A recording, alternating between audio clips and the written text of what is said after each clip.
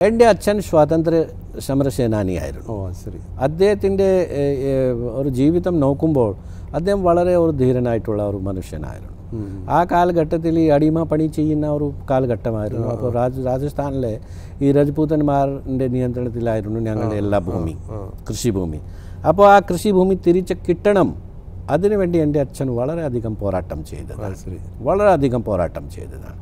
മുഴുവൻ ഭൂമി അദ്ദേഹത്തിൻ്റെ 4 സഹോദരന്മാരായിരുന്നു. അവർ വളരെ വീരപുരുഷന്മാരായിരുന്നു. എല്ലാം പിടിച്ചു. അവിടുത്തെ രജപൂതന്മാർ ഈ തോക്കൊക്കെ അവരുടെ ഈ നെഞ്ചിൽ വെച്ചു. പക്ഷേ അവർക്കൊന്നും ചെയ്യാൻ സാധിച്ചില്ല. കാരണം ഇവർ വളരെ ശക്തനായിരുന്നു. അച്ഛനെ കണ്ടാണ് വളർന്നത്. അതെ.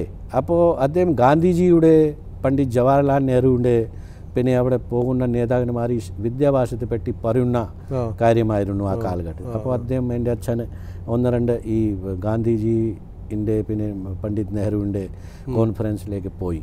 അവിടെ നിന്നാണ് ഈ പ്രചോദനം അദ്ദേഹത്തിന് കിട്ടിയത്. അപ്പോൾ എൻ്റെ കുട്ടികൾക്കും വിദ്യാഭ്യാസം നൽകണമെന്നുള്ള അപ്പോൾ എൻ്റെ അച്ഛൻ്റെ ഒരു തീരുമാനമായിരുന്നു. കൂടാതെ അത് ചെയ്യുമ്പോൾ പിന്നെ ഈ അച്ഛൻ്റെ വേറെ ഒരു സ്വഭാവം, ആ കാലഘട്ടത്തിൽ അദ്ദേഹം വളരെ സജീവമായിട്ട് പ്രവർത്തിക്കുകയായിരുന്നു. രാഷ്ട്രീയത്തിലും അദ്ദേഹം ഉണ്ടായിരുന്നു. പക്ഷേ ഒരു പ്രലോഭനം, എന്തെങ്കിലും ലോഭം, എന്തെങ്കിലും ഒരു അദ്ദേഹത്തിന് സ്വാർത്ഥത ഒന്നുമില്ലായിരുന്നു. അദ്ദേഹം എന്തെങ്കിലും ഇലക്ഷനിൽ കണ്ടസ്റ്റ് ചെയ്തിട്ടില്ല.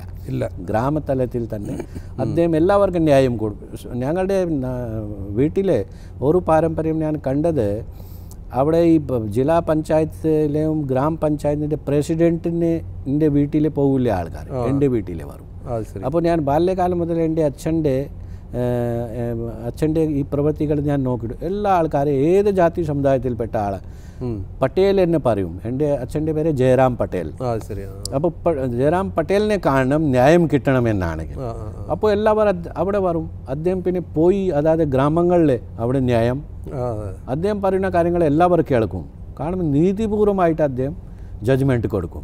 അപ്പോൾ പഞ്ചായത്ത് പോലീസ് ഇല്ല അവിടെ. പാരമ്പര്യമാണ് താങ്കൾ. ആ പാരമ്പര്യമാണ്. എൻ്റെ പോലീസിൽ പോകില്ല ആൾക്കാർ, പഞ്ചായത്തിൽ പോകില്ല, കലക്ടറെ കാണാൻ പോകില്ല, എൻ്റെ അച്ഛനെ കാണാൻ. പിന്നെ എൻ്റെ അച്ഛൻ ആരുടെയും മുഖം നോക്കാതെ നീതിപൂർവം, ന്യായപൂർവം ഒരു വിധി പറയും, വാക്കാൽ എല്ലാവരും മാനിക്കും. അങ്ങനെയാണ് അന്തരീക്ഷം അവിടെ.